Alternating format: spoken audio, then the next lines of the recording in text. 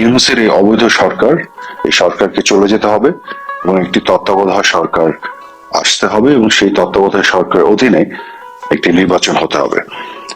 তো অনেকেই প্রশ্ন করেছেন যে আমি তো এতদিন তত্ত্বাবধায়ক সরকারের বিপক্ষে ছিলাম, এখন কেন আমি তত্ত্বাবধায়ক সরকারের পক্ষে কথা বলছি।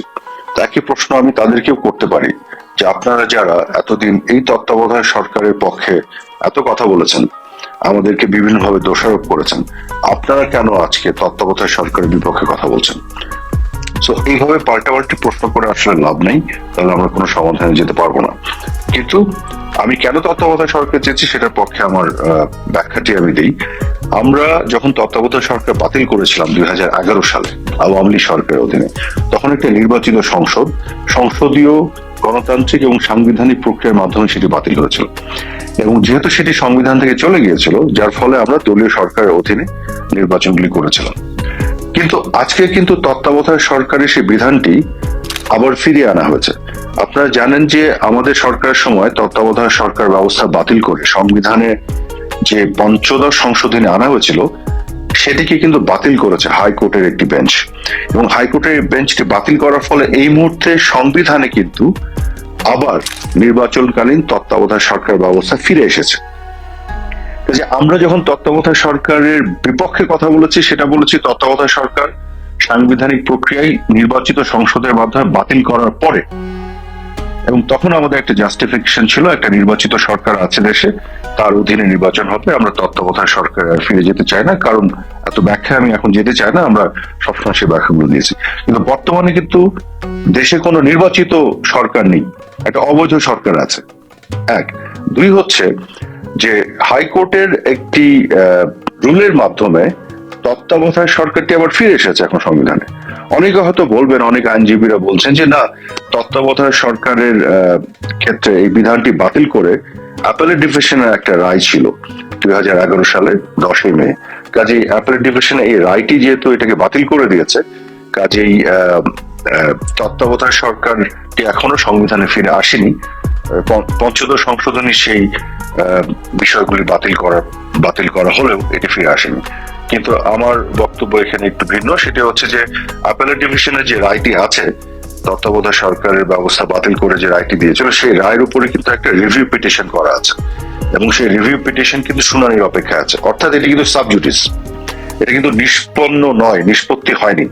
কাজে এটা যখন নিষ্পত্তি হবে তখন দুটো হতে পারে, অ্যাপেলেট ডিভিশনের রায়টি আপহোল্ড হতে পারে, অর্থাৎ তত্ত্বাবধায়ক সরকার চলে গেল, অথবা রিভিউ পিটিশনে আবেদনকারী যারা, তাদের পক্ষে সিদ্ধান্ত চলে আসতে পারে, সেক্ষেত্রে তত্ত্বাবধায়ক সরকার আবার অ্যাপেলেট ডিভিশনের রায়ের রিভিউয়ের ক্ষেত্রেও ফিরে চলে আসলো। কিন্তু এখন পর্যন্ত সেটি নিষ্পত্তি হওয়ার আগ পর্যন্ত হাইকোর্ট বেঞ্চের যে রুলটি এসেছে, তার ফলে তত্ত্বাবধায়ক সরকার এই মুহূর্তে সংবিধানে আছে।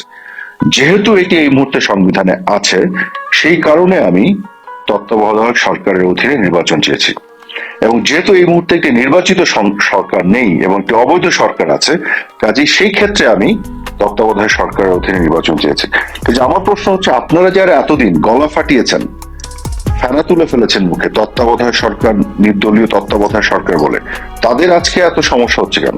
আপনারা তো আমার সাথে সুর মিলে নির্দলীয় নিরপেক্ষ তত্ত্বাবধায়ক সরকার চাওয়া উচিত, এতদিন ধরে চেয়েছেন, এখন কেন চাচ্ছেন না? আপনারা কেন আপনাদের পজিশন বদলে ফেললেন? তো আমার কথা হলো যে আমরা যদি পাল্টাপাল্টি করতে থাকি তাহলে আমরা কোনো সমাধানে যাব না। আমাদের সত্যিকার অর্থে একটি নির্বাচন প্রয়োজন, এবং সেই নির্বাচনে আমাদের একটি নির্দলীয় নিরপেক্ষ তত্ত্বাবধায়ক সরকার, এবং সেই সরকার কে একটা পরিবেশ তৈরি করতে হবে সবার জন্য সমান সুযোগ দেওয়ার। সেই কথাটি কিন্তু আপনারা এতদিন বলে আসছেন, এখন এত কথা বলে আসছেন, এখন সেটা তো সুর পরিবর্তন করে ফেললে হবে না। এই মুহূর্তে ইউনূসের সরকার কি সরকার? এই সরকার তো আওয়ামী লীগের সকল নেতা কর্মীকে জেলে ভরে রেখেছে, এবং জিহাদিস যারা মৌলবাদীদেরকে এবং জঙ্গিদেরকে ছেড়ে দিচ্ছে, সবচেয়ে বড় বড় সন্ত্রাসী ক্রিমিনালদের ছেড়ে দিচ্ছে, এবং গোটা বাংলাদেশের বিভিন্ন জায়গায় আওয়ামী লীগের নেতা কর্মীদের উপর এক ধরনের অত্যাচার, জুলুম চলছে, এবং মুক্তিযুদ্ধের চেতনার পক্ষে যারা আছে, গণমাধ্যম থেকে শুরু করে সবার উপর অত্যাচার, জুলুম চলছে। এইভাবে একটা ফ্রি অ্যান্ড ফেয়ার নির্বাচন হবে? কাজে ফ্রি অ্যান্ড ফেয়ার নির্বাচনের কথা বলে যারা এতদিন মুখে ফেনা তুলে ফেলেছেন, আমাদেরকে বিভিন্নভাবে দোষ দেওয়ার চেষ্টা করেছেন, আজকে তারা তাদের আসল ক্যারেক্টারটা দেখাচ্ছেন। এখানে আমরা বুঝে যাচ্ছি যে আসলে আপনারা গণতন্ত্রের পক্ষে আপনাদের অঙ্গীকার বা কমিটমেন্ট আসলে কতটুকু ছিল আর কতটুকু মুখে মুখে বলতেন। তো এখন আমি যেটা মনে করি, এই সবকিছু বাদ দিয়ে আমাদের একটা সত্যিকার অর্থে একটা এগ্রিমেন্টে যেতে হবে। সেই এগ্রিমেন্টটা হচ্ছে জনগণের জায়গা থেকে সত্যিকার অর্থে যাতে জনগণ ভোট দিয়ে একটি সংসদ নির্বাচন করতে পারে, সেই নির্বাচনের ব্যবস্থা করা, এবং সেটি এই নির্বাচন শুধু নয়, অনাগত কালে যত নির্বাচন হবে সকল নির্বাচন যেন সব ধরনের বিতর্ক ঊর্ধ্বে থেকে হতে পারে, এরকম একটা এগ্রিমেন্ট আমাদের আসলে পৌঁছানো দরকার। গত 15.5 বছরে আমাদের বিভিন্ন বিষয় নিয়ে আপনারা অনেক বিতর্ক তুলতে পারবেন। সেই বিতর্ককে জাস্টিফাই করার জন্য আমি তার আগের কথা বলতে পারবো। তার আগের কথা বললে আপনারা আরো আগের কথা বলতে পারবেন, কারণ এই বিতর্কের মধ্যে যদি আমরা জড়িয়ে যাই সেখান থেকে বের হওয়া খুব দুরূহ। আমি মনে করি আগামী দিনের জন্য আমাদের সামনের দিকে দেখা উচিত এবং একটা সুষ্ঠু সমাধানে আসা উচিত। এবং আরেকটি কারণে তত্ত্বাবধায়ক সরকার দরকার, শুধুমাত্র এই জন্য নয় যে ইউনূসের সরকার একটা অবৈধ সরকার। ইউনূসের এই সরকারের সাথে এই ছাত্র সংগঠন, যেটি বৈষম্য বিরোধী ছাত্র আন্দোলনের যে ছাত্র সংগঠন, তারা যুক্ত এবং তারাই নাকি ইউনূসকে নিয়োগ দিয়েছে। এবং এরা আবার নিজেরও একটা দল গঠন করছে যাদেরকে কিংস পার্টি বলা হচ্ছে, এবং দল গঠন করে তারাও নাকি নির্বাচনে পার্টিসিপেট করবে। তাহলে এই সরকার কিন্তু আর নির্দলীয় সরকার থাকলো না, অবৈধ তো বটেই, এটা আবার দলীয় সরকারও হয়ে গেল। তাহলে আপনারা যারা নির্দলীয় নিরপেক্ষ সরকারের অধীনে এতদিন তত্ত্বাবধায়ক সরকার অধীনে নির্বাচন চেয়েছেন, এই দাবি তো আপনাদেরই তোলা উচিত সবার আগে। কাজে আমাকে প্রশ্ন না করে যে আপনি এতদিন এটা বিরোধিতা করেছেন, এখন কেন চাচ্ছেন, আপনি নিজেও চান, কারণ আপনি তো এতদিন চেয়েছেন, আপনি কেন এখন এটা বিরোধিতা করছেন? কাজে এই প্রশ্ন তোলেন না। আমার ব্যাখ্যা আছে আমার কাছে। আমরা তত্ত্বাবধায়ক সরকার বাতিল করেছিলাম এবং বাতিল করার পরে যখন এটি সংবিধানে ছিল না, তারপর থেকে আমরা তত্ত্বাবধায়কের সরকারের বিরোধিতা করেছি। বাট এই মুহূর্তে তত্ত্বাবধায়ক সরকার সংবিধান আছে, কাজেই এখন আমরা তত্ত্বাবধায়ক সরকার চাচ্ছি না। এছাড়াও আমাদের সময় আমরা ছিলাম নির্বাচিত সরকার, সেই নির্বাচিত সরকারের অধীনে নির্বাচন, তত্ত্বাবধায়ক সরকার বাদ দিয়ে। আর এখন যে সরকার আছে এটা তো নির্বাচিত না, তো অবৈধ সরকার, অসাংবিধানিক সরকার।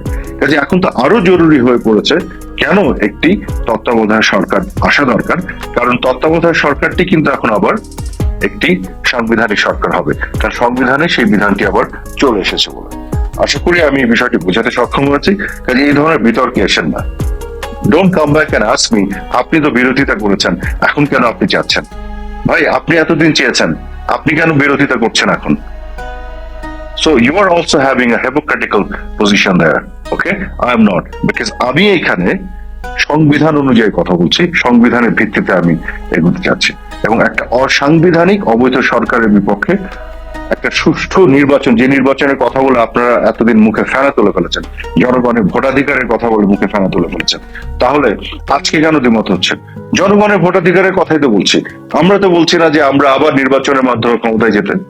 আমরা বলছি জনগণ ভোটাধিকার প্রয়োগ করুক, সংসদ নির্বাচিত হোক, সেই সংসদে যারা সংখ্যাগরিষ্ঠ তারা সংসদে সংখ্যাগরিষ্ঠ আসন নিয়ে সরকার গঠন করবে, যারা সংখ্যাগরিষ্ঠ নয় তারা বিরোধী দলে থাকবে, জনগণের ম্যান্ডেট নিয়ে যে সংসদ, সেই সংসদ সংস্কারগুলো করবে। তো পরিষ্কার কথা, এখানে তো কোনো দ্বিধাদ্বন্দ্বের কোনো জায়গা নেই। আগামী দিনে যদি পূর্ণাঙ্গ ভাবে দীর্ঘমেয়াদে এসব সমাধান করতে চান, এখনো সময় আছে, আমি মনে করি এই জায়গায় যেতে হবে, নাহলে পাল্টাপাল্টি রাজনীতি কিন্তু শেষ হবে না, এবং সেটা কিন্তু আমাদের কারোর জন্য মঙ্গল হবে না।